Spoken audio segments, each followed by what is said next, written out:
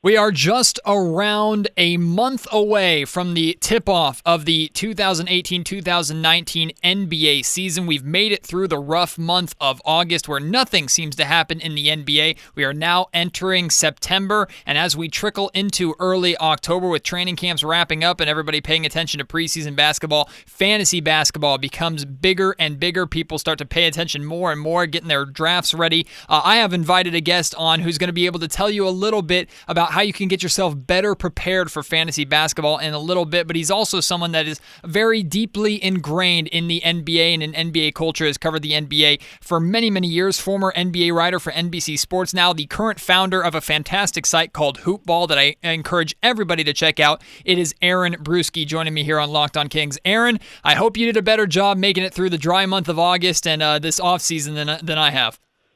Yeah, it's been a little rough out there. I think a lack of player movement might have kept things a little slow this year. That's just something I've noticed that it seems like it's been pretty dead, but as it goes, that won't last very long. And, the Kings have slid underneath the radar, which is a little bit odd. Their thing is not being underneath the radar. Fantastic. Well, I'm looking forward to diving in with that. We were actually really spoiled, if you think about it, last summer with all the drama that happened between Kyrie Irving and the Cleveland Cavaliers and LeBron James. We got a little speckles of that, little flares of it with LeBron going to the Los Angeles Lakers and everything. But all eyes here in Sacramento, as they always are, we're focused on the NBA draft. We would like to get to a point where the Kings aren't very interested in the draft lottery and NBA draft day. It seems like those are one of the most exciting days of the summer for the Kings and for us here in Sacramento every single year. But I'm curious from your standpoint, and I want to start there. I was okay with the Marvin Bagley selection. A lot of people here in Sacramento wanted the Kings to take Luka Doncic. Were surprised that they didn't. Many very angry at the Kings organization for not taking Luka Doncic. What was your thought ultimately on the Marvin Bagley selection with the number 2 pick by the Kings? Well, I don't really have a horse in the race, so I don't get angry when the Kings do stuff. They might irritate me a little bit when there's a lot of craziness and it feels like there's a lot of stuff to explain to folks, and it breeds a little contempt online. And I think you are dealing with a fan base that's been through a lot, so they're going to probably be more vocal as things go south until things go north. The Bagley pick, I'm going to be real upfront with folks. I don't do college, 24/7 like I do the NBA. Right. I do watch a lot of film. I saw the Bagley film, and I thought it was pretty straightforward what he brings to the table. He brings an offensive game that currently lacks polish. It's a little bit one or two dimensional, but he wouldn't be the first player in the NBA to learn skills and get better. He's got a good foundation offensively to work from. Defensively and in the size department, these are two really big question marks for him. I don't think those are going to work out in his favor over the long haul in his career. So he's really going to have to make his bones on the offensive end. And, he arrives at a team that's got 6 front court players, 7 if you want to count Nemanja Bjelica. And it's going to be interesting to see how the Kings work him in and what kind of philosophy this team has. I think the big question mark that Kings fans had is you've got this glaring hole at small forward and a player in Luka Doncic who can start to address the position. And he's phenomenal. I think that he's going to have a great NBA career. So it's a little bit of a tough offseason for the Kings. They lucked into the number 2 selection, and the powers that be, they decided that Bagley was the guy. Vlade and the Kings organization, they defended their choice of, or supported their choice of selecting Marvin Bagley by claiming that they wanted to make sure they weren't drafting someone that would ultimately be taking the ball out of De'Aaron Fox's hands. It's interesting how De'Aaron Fox last year was the number 5 overall pick and Marvin Bagley was the number 2 overall pick this year, but it's still De'Aaron Fox's team, and everybody here, at least still in Sacramento, and for all extensive purposes, we're set to believe that the organization thinks that De'Aaron Fox is still the guy going forward, the best case scenario for a player on this roster currently to actually turn into a star that the Kings so desperately need. Your thoughts ultimately on that excuse, I suppose, or the support, or Vlade and the Kings organization making that decision to go with someone that could potentially fit well alongside Fox instead of a maybe better player that would ultimately take the ball out of his hands? Yeah, it's tough because you have so many voices in the Kings front office that really do have a say in things. I think this was a group decision from top to bottom, I guess, for lack of a better term. You know, a lot of people had input on that choice. Then you factor in the offense that Dave Yeager runs, which is run through the bigs. It's not a traditional offense in the sense that it's not a lot of pick and roll. It's the slowest pace in the NBA. Yep. Bogdan Bogdanovic, he has probably shown more than De'Aaron Fox. He's arguably the player that you want to have running the offense. And at the same time, you see Zach Randolph, Costa Koufos running a large percentage of plays out of the front court. So the idea that Fox could take that we're taking the ball out of De'Aaron Fox's hands. By the way, I really liked what Fox showed last year. There were a lot of times it looked like the cards weren't in his favor, and a lot of players would have folded. And he fought back and really showed a lot of toughness in key moments. And with that athleticism, especially if he can develop anything resembling a jump shot, he's going to have that pedigree that demands this kind of a conversation. Do we want to take the ball out of his hands and or not? That said, I think in today's NBA, you see teams, I'll throw it out there like everybody else does, the Warriors, who run 4 or 5 ball handlers out there at a time and do a read and react offense. The idea that the Kings couldn't build towards something like that by having multiple ball handlers who have a good idea of what they want to do with the ball on the floor. I don't buy that. I think that, simply put, they liked Bagley better. Different factions in the front office had different levels of like and dislike for both Bagley and Doncic, and ultimately that choice was made to take Marvin Bagley. So the explanations coming out of the front office, they're a little bit wishy-washy, or you might get some mixed signals, because I think there were some people that actually wanted Luka Doncic. Aaron, you brought up pace of play, and I'm so glad you did, because that, to me, is what this next season is all about. The fact that the Kings, with as young of a roster as they had, and that the fact that they drafted a point guard whose biggest asset was his speed and his ability to get to the basket and move up and down the floor, the fact that the Kings were last or in the bottom of the league in pace last season, in my opinion, was an absolute disaster. I'm going to ask you a little bit more about Coach Dave Yeager specifically and his system, but everything for this next season, if the Kings, in my opinion, are going to be successful, or at least going to take the next step forward, it has to do with pace of play and running in transition. Do you feel the same way? I think Dave Yeager's offense is fine for personnel that he might have had somewhere in, say, like Memphis, where you have a guy like Marc Gasol who you want handling the ball up at the elbow or even up at the three-point line, spreading the floor, reading and reacting. That just simply didn't work for the Kings. If Costa Koufos is out there who can give you a good solid 15 to 20 minutes per game, you don't want him handling the ball. You're playing 4-on-5 out there. Zach Randolph got carte blanche for this team last year, and there were times when offensively he was getting it done, but more than not, he was not getting it done, and it was bogging down the offense, and that's before you get to the defensive side of the ball. And it was a really sort of uninspired offensive system that did not yield a lot of results, and it didn't really show these young players in the best light. A guy like Buddy Hield didn't get a lot of minutes. When he did, there were times where he looked awesome, and then there were times where he looked like he was out of sorts, mostly because the offense didn't have any tempo. Fox took him a good 2/3 of the season before he started getting comfortable, and probably the same for Bogdan Bogdanovic. That middle third of the season is when he really started taking off. And when you run that type of a system that's predicated on cuts, timing, sharing the ball, and not really letting any one particular player get into a rhythm, and really not having an identity on offense, things can get ugly real quick. And I thought that was the story behind that, and it's really going to be the story of this season too. You have a front office that, by all reports and by folks that I talk with, is on the ropes. You got a coach who is sort of tethered to that front office, and you've got a season in which there's no reason not to win because of the draft pick situation. So we're going to get a real quick indication if this team's ready to take a step forward, and the pace of play, the offense that they run, who they decide to put on the floor, who they decide to put the ball in their hands. That's going to be the biggest determinant of whether or not this team's successful. They got to be very successful for those folks to stick around. I'm a big fan of Dave Yeager. I completely agree with almost everything that you just said, though. How important really this season is, not just for the front office and its current regime and Vlade Divac, but also Dave Yeager as well. But I've always been a fan of Yeager's. I'm also a natural optimist, but I have used the word stubborn before to describe Yeager's rotations and his coaching style at times. How confident are you, just knowing and covering the league and following Yeager and his career, at least his NBA career over the past few years, how confident are you that he can adapt his systems to the strengths of his players in regards to transition offense, De'Aaron Fox, Willie Cauley-Stein?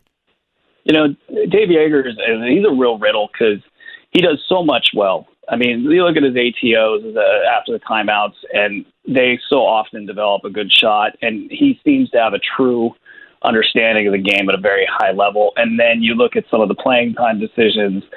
2 years prior, Matt Barnes was maybe the worst player in the NBA, and he kept getting 25 minutes per game and throwing the ball around the yard. Zach Randolph last year, by the numbers, was one of the worst players in the NBA. He got a primary role on the team. I think there's a style with Dave Yeager where he defers to the veterans in order to keep the locker room intact. That's tough because if the veterans aren't getting it done, eventually the results will catch up and speak for themselves. System-wise, in Memphis, before he got to Sacramento, this was the issue with him, was overplaying the veterans, not giving the young guys a chance. And what we've seen is, again, Zach Randolph, Kosta Koufos, even to some degree Willie Cauley-Stein. There's been times he's been good, times he hasn't been good. And you've seen a guy like Scalavissier sort of bear the brunt of not necessarily his follies, but just the idea that he's not ready while other guys are out there not getting back on defense, not doing what they need to be doing. So some question marks. Is a guy like Scalavissier even going to be in the rotation to start the year? Are you going to play Zach Randolph? Are you going to play Kosta Koufos? My gut would tell me that those guys do play early on in the year. That means your young guys are sitting. Harry Giles sitting there burning a hole in the Kings' pocket. He's very exciting, to think about what his progression could be like in the league. He does a little bit of everything, has some athleticism, still looks a little bit not gimpy, but like maybe he's not ready to fully explode yet, but has a little bit of a shooting stroke, has some nice toughness on defense. So how do you get these guys in the game is a big question. And then you sign Nemanja Bjelica, whose position is truly at power forward. He can't really be a solution at small forward. So you got a lot of bigs that you got to find minutes for. And if we had to guess, the guys that are not really going to be with the franchise in future years, they're going to get the minutes to begin. I got to tell you, Aaron, I hope your gut is wrong. I want as few minutes as possible for Zach Randolph. As much as I appreciate Zach Randolph, the human being, the player, and the mentor, I think he could be great in practice and in training camp for a young Marvin Bagley or even a young Harry Giles. However, in terms of game time, I think he goes in the exact opposite direction from where I would like the Kings to go and where I think the Kings need to go if they want to have any hope at a somewhat remotely successful season this year. But one guy that I've always been extremely high on, and you saw noticeable improvement from the start of last season to the end of it, was Buddy Hield, especially on the defensive end. Offensively, he shot himself out of the games as a starter a lot, ended up coming off the bench for the majority of the year, and those adjustments seemed to work great for him. I would like to see him in a starting capacity pretty much full-time from here on out at that two-guard spot, assuming Bogdan Bogdanovic moves to the three. What are your thoughts overall on Buddy Hield, and what do you think his ceiling is here in Sacramento? Buddy is one of these players where I think he is actually one of the best shooters in the NBA with his feet set. Like, put him in a shooting contest with Steph, Clay. He might not beat those guys more than they beat him, but he is that good. The ball barely hits the net when he has his feet set. The stuff that he doesn't do well, the dribbling, the shots at the rim, defensively, you can't argue with the way he plays basketball. He's just foaming at the mouth out there. He might not know where to stand and he might not know where to go a lot of the time, but there's a role for him on this team, and he has that upside that he's the kind of player you want to invest in if you're the Kings and just see exactly how high he can climb. He's going to have to get minutes this year, and it's, again, the same problem in the front court. You have the same problem in the back court. Fox and Bogdanovic are going to demand 30 minutes per game. You added Yogi Ferrell, Frank Mason. These guys, one of the two's probably got to play. Who knows if they're going to dust off Iman Shumpert and give him minutes. Healed, he's going to probably get stuck in the minute crunch, and that's going to be pretty painful to watch because when you talk about shooting in the NBA, when you have a guy who could legitimately shoot, 45% from three, 85, 90% from the free throw line and 45% from the field. That's really, really rare. It sets up everybody else well in the offense. And if he can just sort of smooth out those rough edges with the finishing and the decision making and get 30 minutes per game, I think that's good for the Kings. ESPN ranked the Kings 29th out of 30th on their ESPN rankings, preseason rankings.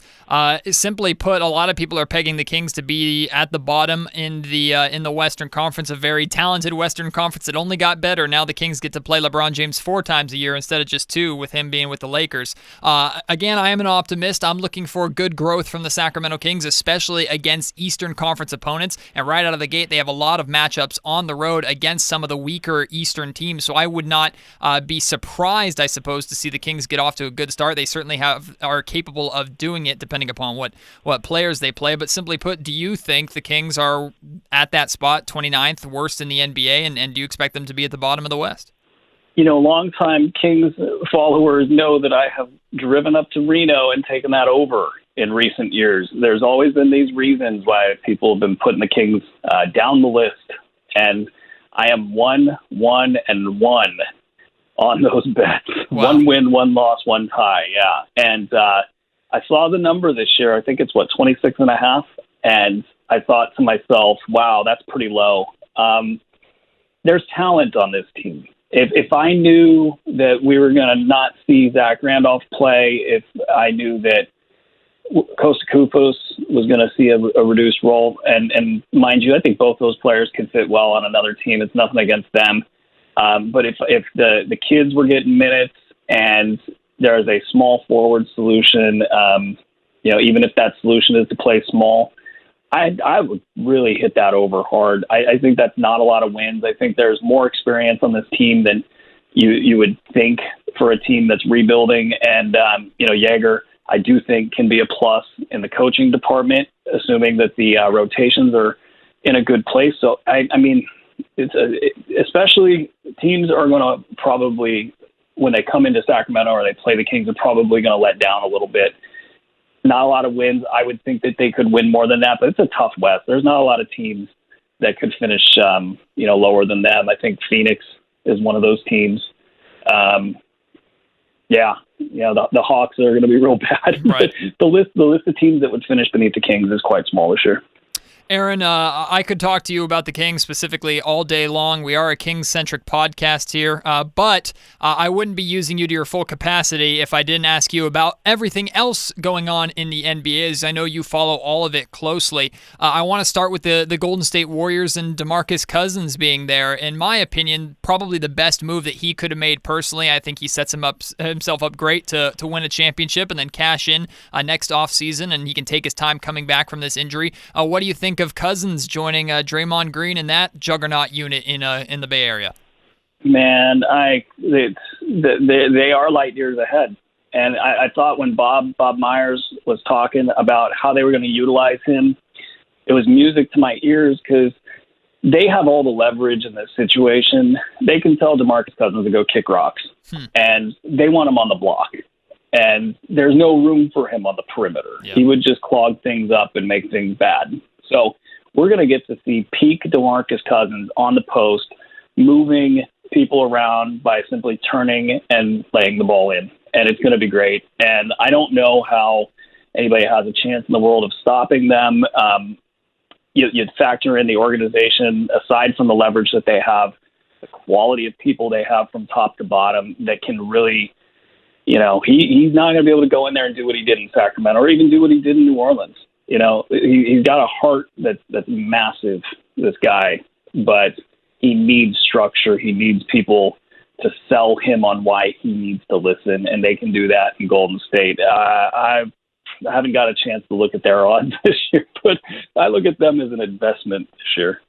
LeBron James finally takes his talents to Southern California. We knew he had a house there. We knew his family was involved there, and he finally makes the decision to go and play for the Lake Show. So Magic Johnson and the Lakers hit a home run there, but then make some questionable moves surrounding him with guys like Lance Stevenson, Rajon Rondo, some older cats that I didn't necessarily expect that was on their radar. They were certainly interested in. Of course, LeBron James is there, so you initially or immediately have to consider them a contender. But what about his supporting cast? Do the Lakers have enough there to be a legitimate challenge for the Golden State Warriors? I think the answer is a hard no there. They're better than a lot of teams that I think a lot of Cleveland teams that LeBron's taken to the finals. Some interesting young pieces there. You talk about the length of Lonzo at point, even Rajon Rondo as a backup, Kentavious Caldwell-Pope, and Josh Hart. Those four guys in terms of perimeter defense, especially Josh Hart. This poor guy, he's probably better than almost, I think, we'll leave Lonzo out of the conversation, but Josh Hart is a really good basketball player that's going to get minutes. He's going to get a minutes crunch, but those four would be able to provide a compelling defense. Brandon Ingram, he's like 7'4" with his wingspan. Mm-hmm. They're really good, but they're too young, I think, to survive in a series, even with LeBron willing them to the finish line. And they got a huge hole at center. I mean, JaVale McGee can only play 10 minutes per game. Mo Wagner, great rookie, but he's not surviving. And Ivica Zubac basically got forgotten last year. LeBron doesn't really want to play center. Kyle Kuzma, he's not a center. I don't know how they do anything serious without making a move to acquire a center. What about the Utah Jazz? Last year, just a flash in the pan, or are they a legitimate threat at the top of the Western Conference? I think they did a smart thing, and I don't think they've got enough juice to really make any noise. Donovan Mitchell, I think, is a future MVP candidate. He is that good. He has that much explosion, that much ability shooting and taking the ball to the rim. And if you want to just throw in dunking, he can dunk too.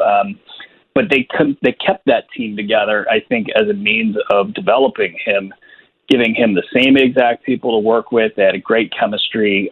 Smoking Joe Ingles, who I thought the Kings should have picked up a couple years ago, he has a great fit for that team. And it's really just been, a good success story there. Great coach, Quinn Snyder.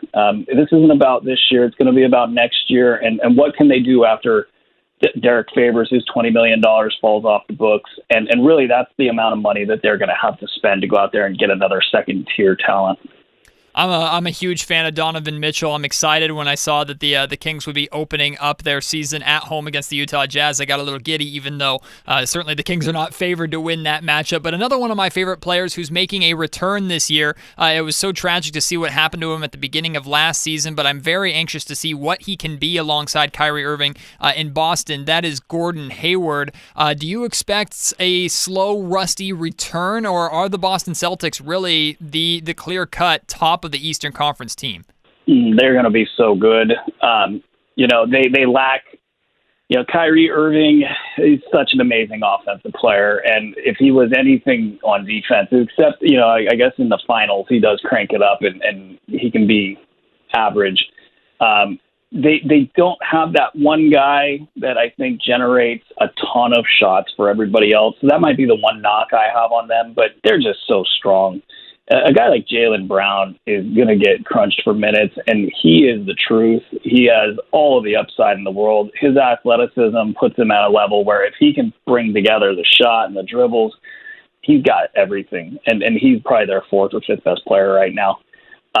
They're going to be fun to watch. A guy like Jason Tatum is going to be interesting to see how he bounces back after really getting carte blanche last year. But Hayward, I would expect him to step in and play some power forward.